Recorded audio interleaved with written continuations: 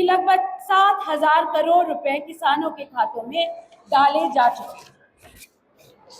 मैं बताना चाहती हूँ कि माननीय प्रधानमंत्री जी श्री नरेंद्र मोदी जी ने महिलाओं को एम्पावर करने के लिए पानीपत से बीमा सखी योजना का शुभ आरंभ किया। इसी तर्ज पर हरियाणा सरकार ने भी लाडो सखी योजना शुरू की। हरियाणा में 5 लाख महिलाओं को लखपति दीदी बनाने का लक्ष्य भी रखा है। अब तक 2,13,000 महिलाओं को लखपति दीदी बना चुकी है। गरीब महिलाओं को अपनी रसोई चलाने के लिए हर महीने केवल 500 रुपए में गैस सिलेंडर दिया जा रहा है। गांव के विकास में महिलाओं की भागीदारी बढ़ाने के लिए पंचायती राज संस्थाओं में 50% प्रतिनिधित्व दिया जा रहा है। हमारी सरकार ने नियमित महिला कर्मचारियों के लिए सालाना 20 कैजुअल लीव से बढ़ाकर 25 कर दी। भाइयों बहनों, मुझे ये बताते हुए गर्व हो रहा है कि हमारी सरकार ने सबका साथ, सबका विकास, सबका विश्वास और सबका प्रयास को अपनाते हुए समाज के सभी वर्गों के लिए कल्याण पर ध्यान दिया है। हमारी सरकार ने अनुसूचित जातियों के आरक्षण में 2 वर्गों में बांटकर अब तक वंचित रह गए लोगों को उनका अधिकार दिया है।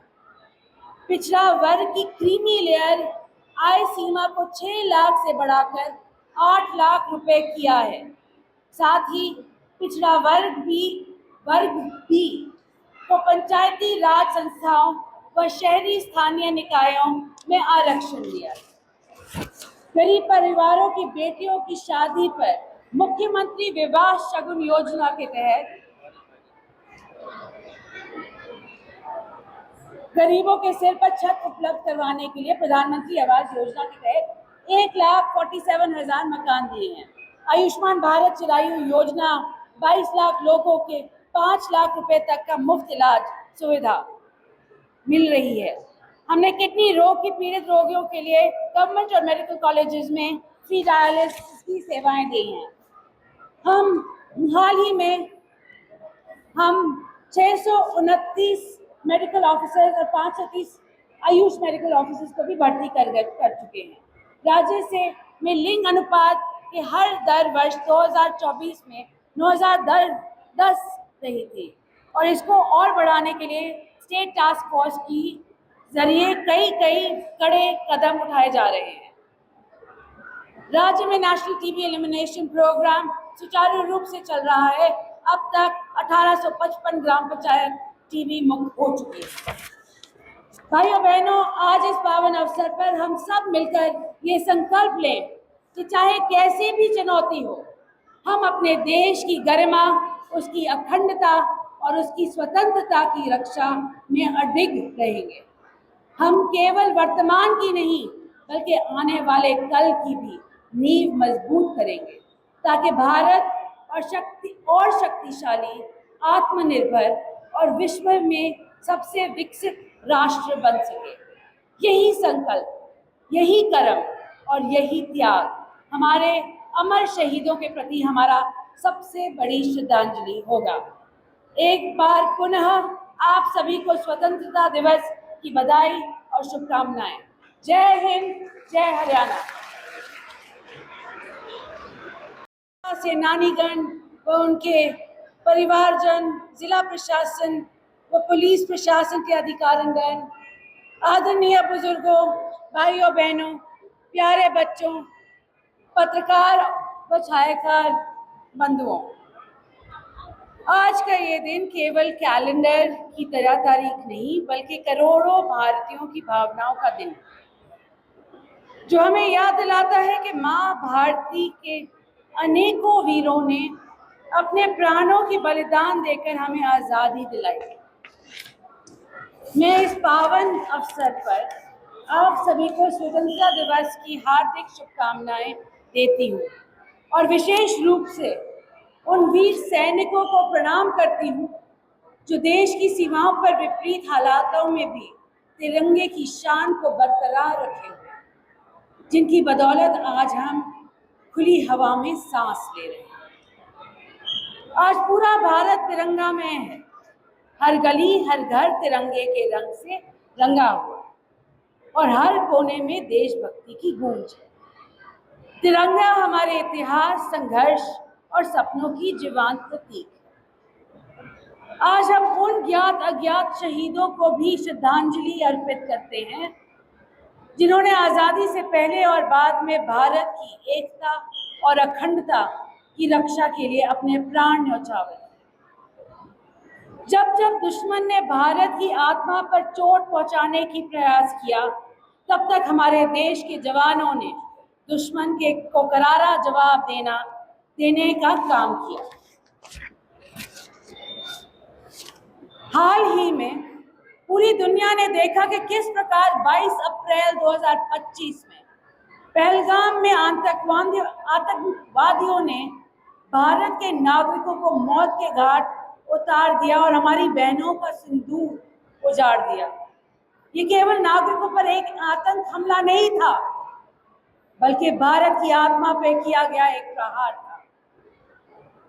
देश के यशस्वी प्रधानमंत्री श्री नरेंद्र मोदी जी ने इस घटना के तुरंत बाद साफ शब्दों ने कहा था कि भारत आतंकवाद के प्रति जीरो टॉलरेंस की नीति पर चलेगा और इस हमले के पीछे जो भी है उन्हें उनकी कल्पना से भी अधिक कठोर सजा मिलेगी।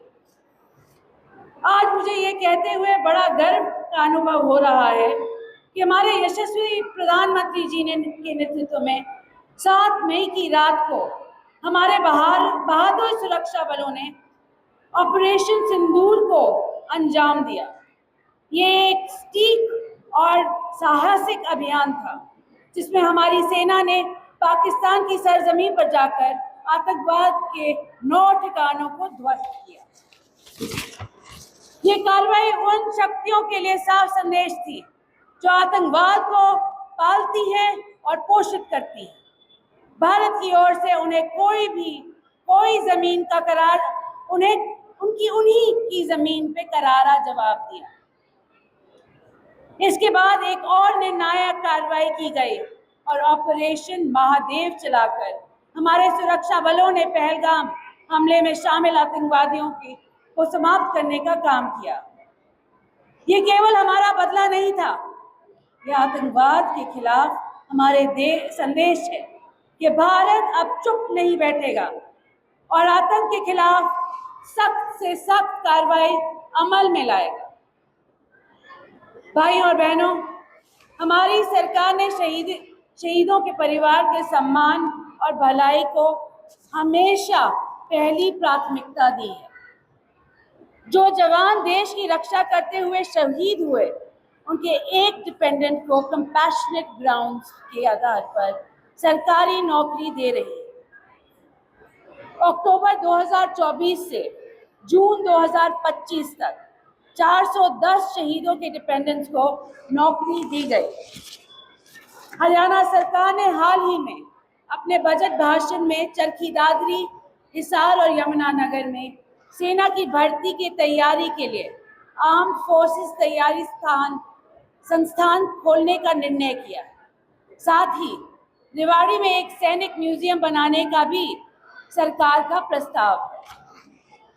भाइयों बहनों, पिछले 11 वर्षों से देशवासियों ने जो क्रांतिकारी बदलाव और अभूतपूर्व सफलताएं महसूस की हैं, वह प्रधानमंत्री जी के साहसिक और विजनरी नेतृत्व का परिणाम है। पीएम किसान सम्मान निधि, उज्ज्वला योजना, आयुष्मान भारत, पीएम आवास योजना, पीएम सूर्य घर योजना, पीएम गरीब कल्याण अन्न जैसी योजनाओं के माध्यम से करोड़ों भारतीयों को एम्पावर्ड बनाया गया। इन पहलों से समाज के कमजोर वर्गों को बराबरी, सम्मान और आत्मनिर्भरता का अवसर मिला है। आज भारत केवल सैन्य शक्ति में ही नहीं, बल्कि इकोनॉमिक पावर के रूप में भी दुनिया से अपनी पहचान बना रहा है।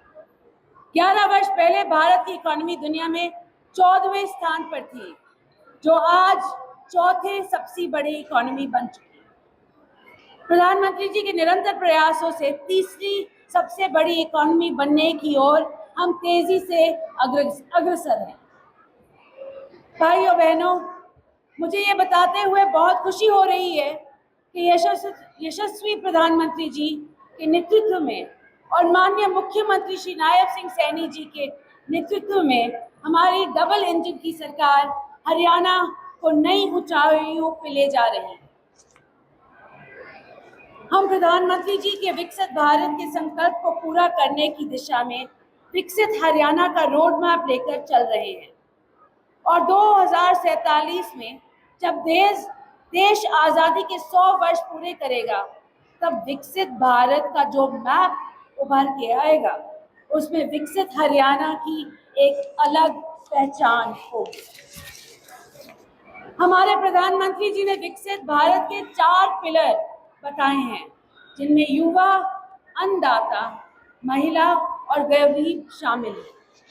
मुख्यमंत्री जी के नेतृत्व में हमारे सरकार ने इन पिलर्स को मजबूत और सशक्त बनाने के लिए अनेक कल्याणकारी योजनाएं चलाई हैं।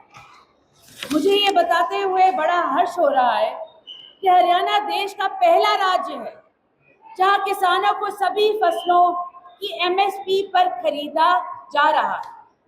सरकार ने अंग्रेजों के समय से चल रहा अभियान को भी समाप्त कर दिया। हमने शामलात भूमि पर 20 वर्षों से काबिज लीज होल्डर्स को उस भूमि का मालिकाना हक भी दिया है। हमने पिछले 10.5 साल में किसानों की फसल खराबे के मुआवजे में रूप में 15